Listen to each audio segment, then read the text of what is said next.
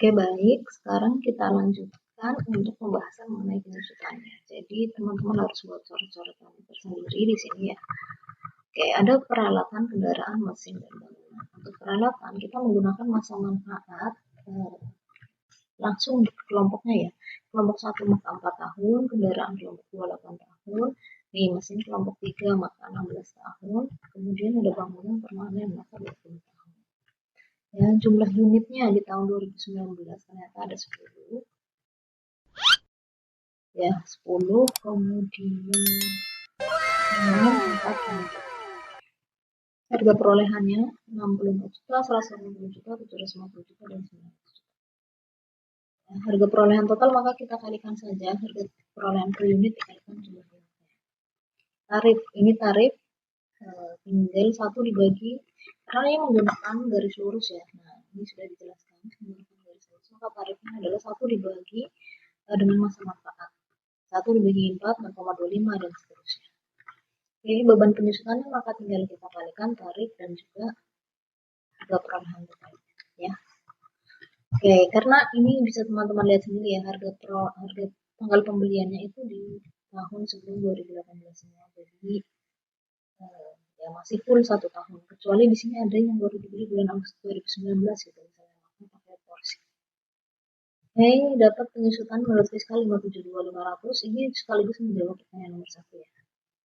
Oke, kita ke atas 52.500.000 untuk di bagian penyusutan. Oke. Nah, sorry, 507. Ya, 572.500. Oke, sekarang kita masuk ke item berikutnya. Ini kita warnai dulu karena sudah kita bahas. Supaya kita tidak bingung yang belum dibahas. Oke. Kita lanjut ke nomor 16. Penghasilan dari sewa kendaraan bersifat tidak teratur. Sewa kendaraan. Penghasilan di bawah ya. Penghasilan sewa kendaraan. Nah, ini sewa kendaraan. Nah, ini gunanya apa? Ini gunanya tidak berpengaruh di rekonsiliasi, tapi ini digunakan untuk tarif hitungan PPh pasal 25. Nah, ini teman-teman lihat lagi nih di mata kuliah perpajakan mengapa penghasilan tidak teratur itu dikeluarkan nanti di dalam perhitungan PPh pasal 25. Terdapat kompensasi kerugian. Nah, ini juga nanti dihitung pada saat menggunakan menghitung pajak berutang, tapi tidak direkon. Kemudian ada pajak-pajak PPh pasal 25 yang sudah dibayar, berarti ini kredit.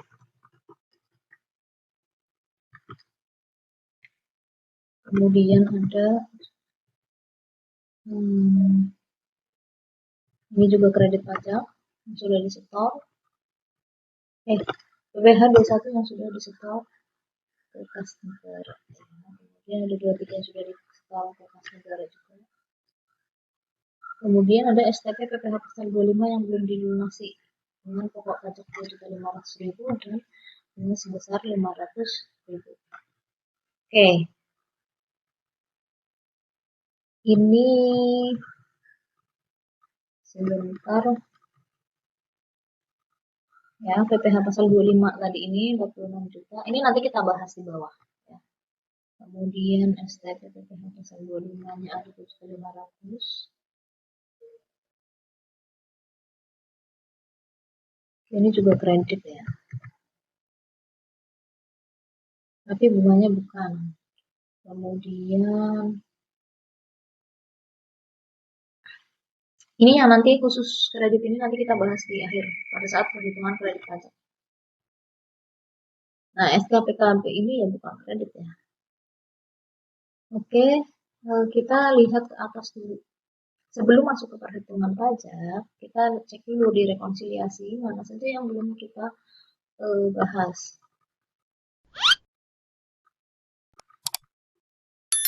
Oke. Nah, yang belum kita bahas berarti kita akan cek ke itemnya. Jadi teman-teman bisa start dari item-item laporan keuangannya dulu atau dari informasi tambahannya dulu. Kalau yang saya lakukan tadi adalah bermula dari informasi tambahannya dulu. Pasti yang bisa menyebabkan rekonsiliasi. Karena informasi tambahan sudah kita selesaikan semua, kita balik lagi ke item-itemnya. Mana tahu ada item-item yang tidak boleh menjadi penghasilan ataupun menjadi beban, tapi tidak dijelaskan di item-item tambahan. Tidak dijelaskan di informasi tambahan. Ya, contohnya, ini semua di atas sudah kita bahas ya. Kemudian, tadi yang belum kita bahas adalah biaya jasa teknik. Coba kita cek, adakah sesuatu yang aneh? Ya, tidak ada ya, karena biaya jasa teknik ya. Sudah segitu, kemudian dia upgrade software itu juga boleh dibebankan. Kemudian premi asuransi juga boleh dibebankan, maka ini tidak ada koreksi. Tidak ada sesuatu yang aneh gitu yang harus dikoreksi. Beda dengan biaya pengobatan karyawan, kita tahu sendiri kalau pengobatan karyawan dalam bentuk diberikan obat bentuknya barang, maka itu termasuk natural dan tidak boleh dibebankan. Maka 17.800 ini harus kita koreksi semuanya dan ini menjadi 0 beban. Kemudian biaya pemeliharaan, nah, tidak ada yang aneh dan tidak ada informasi tambahan apapun, maka tidak perlu dikoreksi. Dan nah, beban. Kemudian ada biaya sanksi STP. Teman-teman ingat di non-deductible expenses ada bahwa pajak dan sanksi-sanksinya, baik itu bunga, denda, dan kenaikan, itu bukan beban. Maka sanksi STP, surat tagihan pajak, itu bukan beban. Dan di sini harus dikoreksi. Maka di sini 0. Kemudian sumbangan, teman-teman ingat ya, sumbangan pada umumnya tidak boleh dibebankan. Ya, maka di sini harus dikoreksi. Kecuali seperti untuk korban bencana nasional, kemudian GNOPA, itu kan boleh ya, makanya di sini tidak perlu kita koreksi. Kemudian, nah biaya untuk penelitian dan pengembangan di Malaysia. Teman-teman ingat yang boleh dibebankan adalah penelitian dan pengembangan yang dilakukan di Indonesia. Kalau di Malaysia atau di luar negeri, maka harus kita koreksi. Kemudian, biaya lain-lain, tidak ada keterangan apapun, asumsikan ada rinciannya ya, jadi tidak perlu dikoreksi. Oke, ini semuanya sudah kita bahas. Jadi jangan sampai ada yang terlewat ya. Bisa saja di informasi tambahan tidak dibahas, tapi muncul suatu keanehan gitu. Seperti ini sanksi STP. Sudah jelas dari nama akunnya itu sanksi pajak, maka tidak boleh. Oke, jumlah total biayanya semuanya adalah 6 miliar 37. Kemudian ada laba operasional ya 3.227 juta. Oke, sekarang kita masuk ke penghasilan lain. Oke. Oke, kita akan menghapus atau mengkoreksi biaya atau penghasilan yang termasuk penghasilan final bukan objek pajak. Nah, mana nih? Penghasilan dari Korea Selatan. Before tax pajak 20%.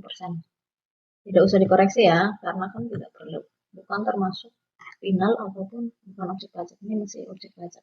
Cuman konsekuensinya adalah di sini akan muncul nanti kredit pajak juga.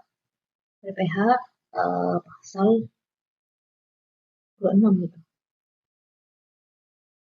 24. Karena kita mendapatkan penghasilan di luar negeri.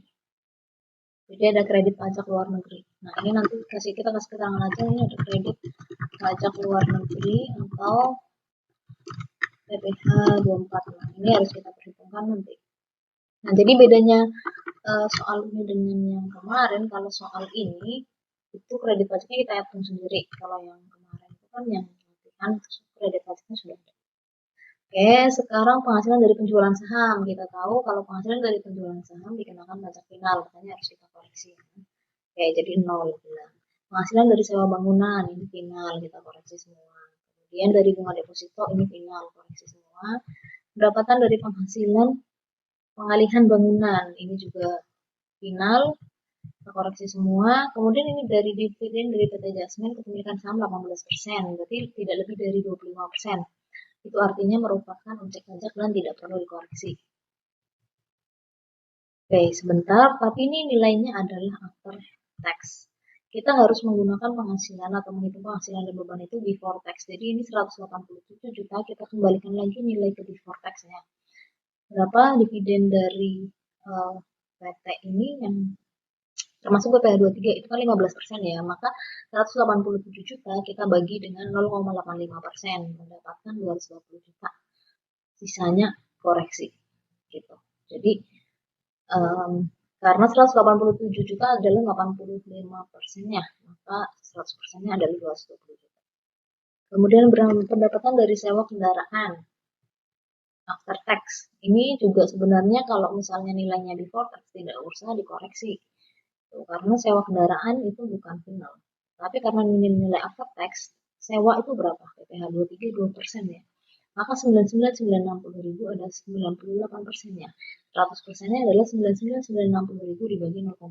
Kita dapat 102 juta. Maka kekurangannya di sini dikoreksi.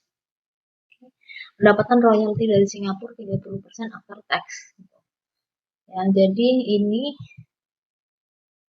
sebenarnya tidak usah kita koreksi kalau dia before tax, tapi kan after tax ini 210 juta adalah 70%-nya, maka 100%-nya adalah 300 juta. Kemudian pendapatan bunga obligasi ini tidak bunga obligasi kan itu nilainya final ya. Jadi harus kita koreksi penghasilan final semuanya jadi gitu. Oke, ini jadi semuanya sudah kita bahas terkait dengan penghasilannya.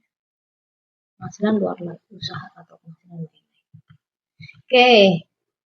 Pendapatan royalti teman-teman juga harus ingat bahwa ini termasuk kredit pajak luar negeri.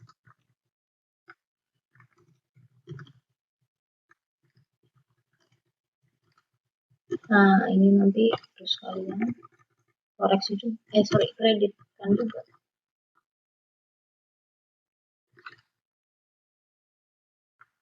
Oke. Semua informasinya sudah kita masukkan. Kemudian kita mendapatkan penghasilan lain-lain. Totalnya 972 juta. Kemudian penghasilan sebelum pajaknya 4199. Ada kompensasi kerugian tadi ya. Kompensasi kerugiannya di sini 125.700. Oke. Dan penghasilan kena pajaknya 4073.300. Nah, kita lihat di sini teman-teman. Dia peredaran brutonya berapa? 48 miliar ya. Ini berarti di atas 4,8 miliar, namun di bawah 50 miliar. Kalau di atas 50 miliar, karena kalian tinggal mengalihkan dengan 25%. Karena ini di bawah 50 miliar, harus menggunakan fasilitas. Ya, ada fasilitas. Yang dapat fasilitas adalah porsi 4,8 dibanding 48 miliarnya, dikalikan dengan pajak terutang. Ya, dikali 12,5%. Karena fasilitasnya itu adalah setengahnya. Jadi, ini bisa kalian lihat, 4,8 itu adalah angka paten, dibagi 48 tadi peredaran brutonya, dikali ini, penghasilan kena pajaknya 4073 dikali 12,5%, setengah apa namanya tarifnya. Kemudian sisanya berarti berapa? 4073 dikurangi 473, 30.000 yang dapat fasilitas, jadi tarifnya yang biasa 25%. Ya, di total, kita total, pajak yang terutang itu seharusnya 967.408.750. Tapi ada kredit pajak. Nah, kredit pajaknya apa aja? Kita cari dulu kredit pajaknya. Cek nih dari atas. Mana sih yang kita identifikasi dari awal itu merupakan kredit pajak. Nih, sorry. Di atas ada lagi sebelum.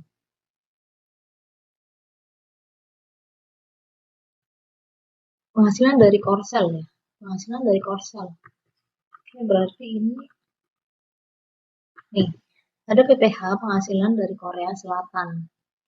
20% dikalikan 350 juta adalah 70 juta. Jadi teman-teman harus buka kembali ya materi mengenai PPh pasal 24. Yang kita pilih, ini kenapa saya jam ke nomor 5 dulu, karena saya mengikuti informasi dari atas ya. Mana saja yang mengandung kredit pajak. Biar kita nggak skip. Ya. Kalau PPh 24 itu yang dikreditkan adalah mana yang lebih kecil antara pajak yang dipotong di luar negeri, ini ya, yang dipotong di luar negeri itu kan 20% kali 350 juta, 70 juta.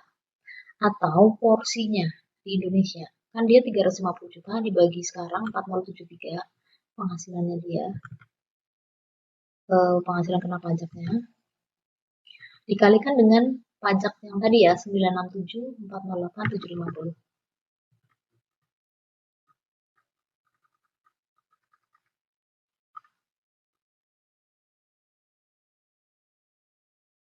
Nah ini pajak terutang.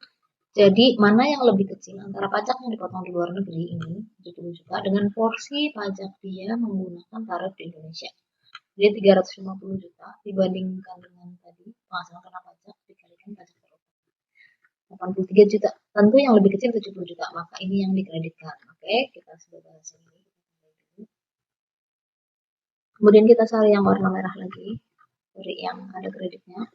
Nih, dari Singapura ada 30% kali 300 juta yang nyata-nyata dipotong di Singapura, atau ini porsinya sama rumusnya 300 juta dibagi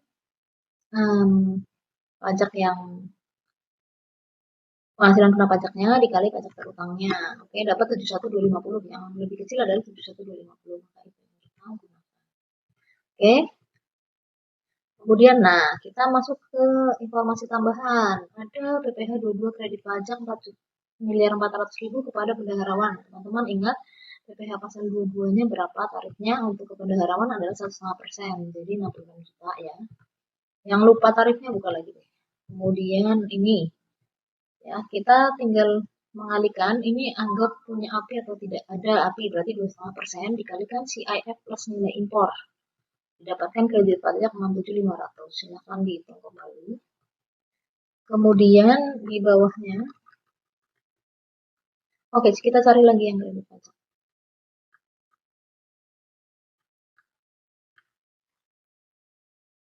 Yang belum kita bahas adalah PPh 23. Dividen data adjustment. Oke, di penghasilan berarti ya. Sebentar kita jam ke atas lagi.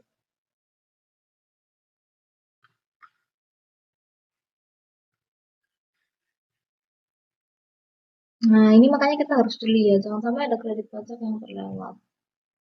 Nah, ini di PT Justin kita tahu ini ada PPh 23 sebesar 15%. Ya, kredit juga nih. 15%, tapi berapa tadi? Justin itu kan,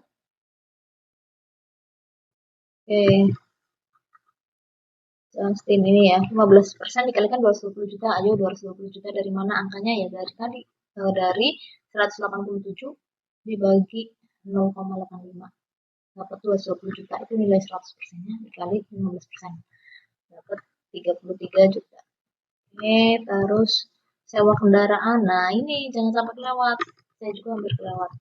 Apa saja sih sebenarnya kredit-kredit yang mungkin sudah pernah dibayarkan perusahaan sehingga bisa dikreditkan?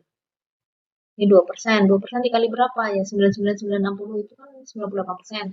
100%-nya adalah 110 juta dikali 2%. Oke. Oke. Nah, PPh pasal 25 juga ada tadi di bawah. Nih, jadikan kredit sebesar 46 juta. Kemudian ada STP. PPh pasal 25 juta 500. STP itu surat tagihan pajak ya. Jadi karena surat tagihan pajak otomatis nanti PT ini sudah membayar tagihan tersebut. Tapi sanksinya tidak boleh jadi kredit ini. Jadi yang boleh kredit 2.500. Oke, yang sorry.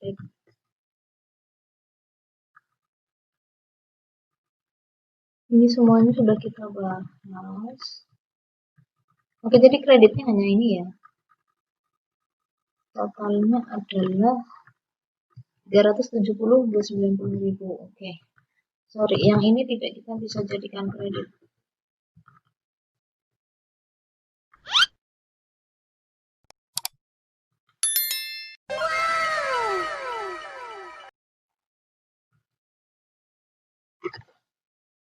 PPh 21 yang sudah disetor ke kas negara itu berarti artinya dia withholding ya. Jadi dia memotong dulu, kemudian menyetorkan ke kas negara. Jadi beda. Kalau yang sebagai kredit pajak itu adalah PPh 23 yang kita dipotong. sehingga kita sudah pernah dipotong, kemudian kita mengakui kredit pajaknya di sini. Tapi kalau di informasi D dan E, itu berarti kita sebagai pemotong, maka itu tidak boleh dikreditkan. Karena ini posisinya kita sudah sebagai pemotong. Yang boleh mengkreditkan item ini adalah yang dipotong. Ya. Penjusutan fiskal tadi sudah kita bahas, kemudian PPh terutangnya tadi sudah ya. Nih, kreditnya 370 kita masukin ke sini, maka kurang bayarnya adalah 597. Nih, ada ya. 2018, kemudian PPh pasal 25 tahun 2019. Ini sebenarnya sama saja. Saya tidak akan menjelaskan terlalu rinci karena teman-teman sudah pernah mempelajari cara menghitung PPh pasal 25 tahun 2019. Pertama, penghasilan kena pajak tahun 2018 ya. Ini udah ada tadi sebelum kompensasi kerugian gitu ya. Jadi teman-teman tidak kalau menghitung PPh pasal 25 itu sebenarnya memperhitungkan kompensasi kerugian kalau masih ada. Tapi kalau ini kan kompensasi kerugiannya udah habis ya. Jadi udah habis. Ini kompensasi kerugiannya udah nggak ada, maka kita start dari sebelum kompensasi kerugian. Kemudian ada penghasilan tidak teratur kan tadi, itu harus kita kurangkan dulu. 10 juta. Nah, kemudian ini kita hitung menggunakan fasilitas dan non fasilitas seperti yang tadi sudah saya jelaskan, tidak perlu saya jelaskan lagi. Kemudian ada kredit pajaknya apa aja. Ya, ini yang di atas semuanya kecuali ini. Kecuali yang saya tandain kuning. Kenapa? Karena tidak termasuk dalam perhitungan PPh pasal 25 karena PPh 23 ini atas penghasilan tidak teratur tadi yang 110 juta. Kemudian ini tidak kita hitungkan dalam perhitungan PPh pasal 25 ya. Teman-teman ingat kan kalau menghitung PPh pasal 25 maka kredit PPh 25-nya tidak dihitung. Ini juga STP 25-nya tidak dihitung. Jadi kredit pajak yang diperhitungkan yang boleh itu ya 22, 23, 24 sekali luar negeri juga boleh, tapi 25-nya sendiri tidak boleh karena kita akan menghitung 25 untuk tahun depan. Dan pajak-pajak untuk penghasilan tidak teratur kita tidak hitung karena di atasnya udah dikeluarin. Karena kalau tidak teratur itu kan tahun depan belum tentu ada, jadi makanya kita kurangin dulu. Nah, di sini pun kredit pajaknya tidak diperbolehkan. Ini yang masih harus dibayar sendiri sekian, tinggal dibagi dengan 12, 54 juta 450. Ya, demikian pembahasan mengenai tugas rekonsiliasi fiskal. Silakan dibandingkan dengan jawaban teman-teman yang minggu lalu dikerjakan dan silakan didiskusikan apa yang masih belum jelas gitu. Jadi kita belajar student center learning, makanya saya kemarin mencoba mendorong teman-teman untuk mengerjakan ini semua terlebih dahulu dan ini sekarang tinggal dibandingkan dengan pembahasan kita. Nah, kalau misalnya saya juga ada mungkin kesalahan ataupun kekeliruan silahkan disampaikan. Ya, terima kasih. Wassalamualaikum warahmatullahi wabarakatuh.